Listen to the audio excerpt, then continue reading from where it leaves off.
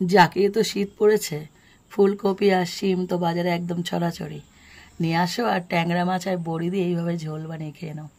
দেখো এক টুকরো লেবুর সাথে জমে যাবে। নমস্কার বন্ধুরা, আমার চ্যানেলে তোমাদের সবাইকে স্বাগত জানাই।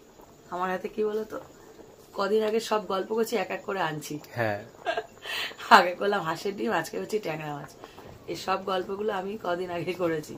এই যে ফুলকপি দিয়ে আর বড়ি দিয়ে ট্যাংরা মাছ, সাথে আবার শিম, কি দারুণ লাগে না? আমি জানি না এদের পেটে ডিম আছে কিনা, আমি তার পেটের মধ্যে ঢুকিনি। রান্না করার পরে বুঝতে পারবো। ট্যাংরা দিয়ে ফুলকপি দিয়ে একটা বিখ্যাত রান্না, সবাই জানে, কিন্তু শীত আসলে সবাই খায়। তো চলো শুরু করা যায়। দেখো আমার উনুন ধরানো হয়ে গেছে। প্রথমে মাছটাকে ভেজে নেব। এখানে মাছটার মধ্যে একটু লবণ হলুদ মাখিয়ে নেব। এই শীত পড়েছে, শীতে কত রকম খাওয়া দাওয়া, হ্যাঁ বলো, কত ভাল লাগে। তো কড়াইটাকে তেলটা দিয়ে নিই, ততক্ষণে গরম হতে থাকো। আর এটাকে আমি হাত দিয়ে মাখিয়ে নেব, পিছলে পিছলে যায়।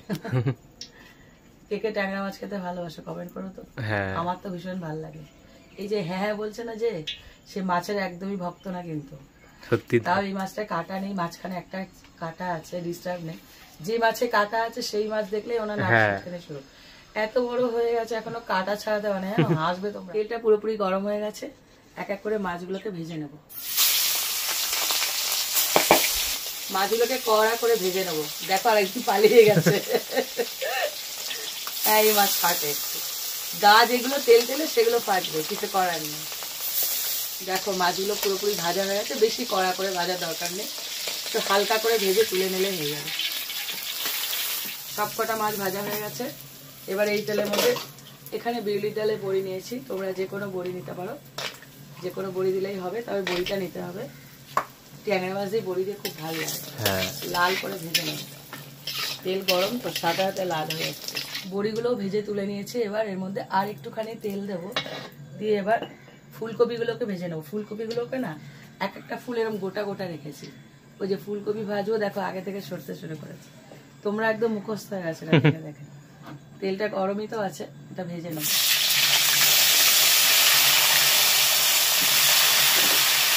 এখানে একটা গোটা ফুলকপি নিয়ে নিয়েছি, সেটা ভালো করে ভাজতে হবে। ফুলকপি যত সুন্দর ভাজা হয় তত সুন্দর টেস্ট হয়। ফুলকপিটা ভাজা হতে থাকো, এদিকে আমি একটা মশলা দিয়ে দেবো। আজকে পুরো বাটা মশলাই করবো। নিয়ে নিয়েছি শুকনো লঙ্কা, আদা, গোটা জিরে, আর হলো পেঁয়াজ। এখানে দুটা মিডিয়াম সাইজের পেঁয়াজ আছে। প্রথমে আদাটাকে একটু তেতো করে নেব। বাটা মশলা করলে বেশি স্বাদ লাগে।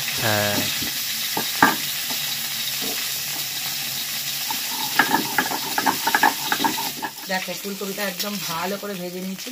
যখন ফুলকপিটা এরকম ভাজা হয়ে যাবে, তারপরে শিমগুলোকে দেবো। দেখো শিমগুলোকে আমি এক একটা শিম গোটা গোটা রেখেছি, কোনো কাটিনি, গোটা গোটা শিম দেবো। শিমটা হালকা করে একটু ভেজে নেব।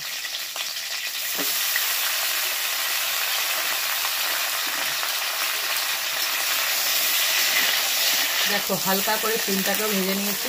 এবার শিম আর ফুলকপি একসাথে তুলে নেব।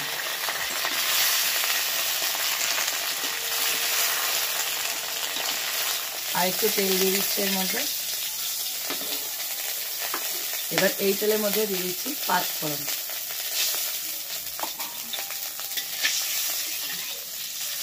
পাঁচ ফোড়নটাকে একটু ভালো করে ভেজে নেব। ফোড়ন না যত ভাজবে আর যত সুন্দর ভাজা হবে, তার উপর টেস্টটা অনেক কিছু নির্ভর করে। দেখো ফোড়নটা খুব ভালো করে ভাজা হয়ে গেছে।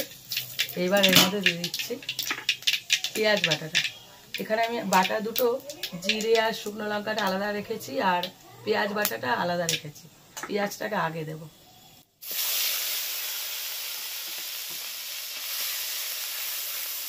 পেঁয়াজটা দেখো একটুখানি ভেজে নিয়েছি। এবার দিয়ে দিচ্ছি টমেটো, মিডিয়াম সাইজের দুটো টমেটো আছে। আর টমেটো দেওয়ার সাথে সাথে আমি যে আদা আর জিরে আর লঙ্কা বেটেছিলাম, শুকনো লঙ্কা, ওই বাটাটাও দিয়ে দেবো একসাথে। সব কটা একসাথে ভাজবো, এখনও মশলা দেবো না, আগে টমেটোটা নরম হোক তারপরে। দেখো টমেটোটা পুরো নরম হয়ে গেছে। এইবার দিয়ে দেবো মশলা বাটি। দিয়ে দিচ্ছি হলুদ গুঁড়ো,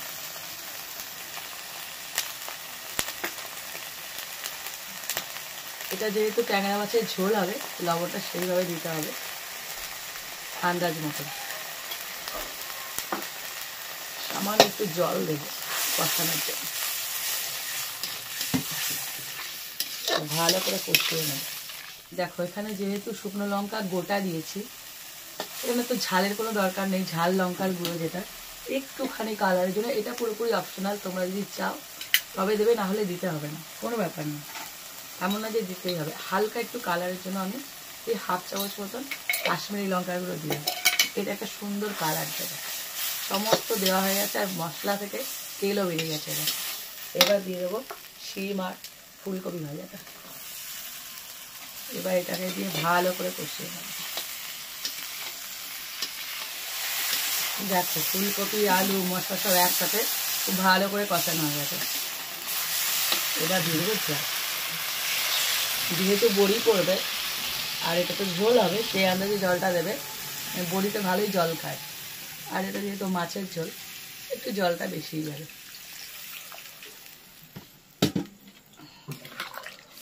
এসছে কালার, দারুণ লাগছে না? হ্যাঁ, আজকে আর আলু দিলাম না, শুধু ফুলকপি আর শিম দিয়েই করেছি, তোমরা চাইলে এর মধ্যে আলুও দিতে পারো, ভালো লাগে, আজকে দিলাম না। দেখো টকবক করে ফুটছে, খেয়াল করবে যখন এই মাছগুলো দেবে তার আগে যেন ফুলকপি আর শিমটা সেদ্ধ হয়ে যায়, শিম সেদ্ধ হয়ে যায় নরম সবজি, ফুলকপির ডাঁটিটা আসলে সেদ্ধ হয়ে যাওয়ার পর তারপরে মাছগুলো ছাড়বে।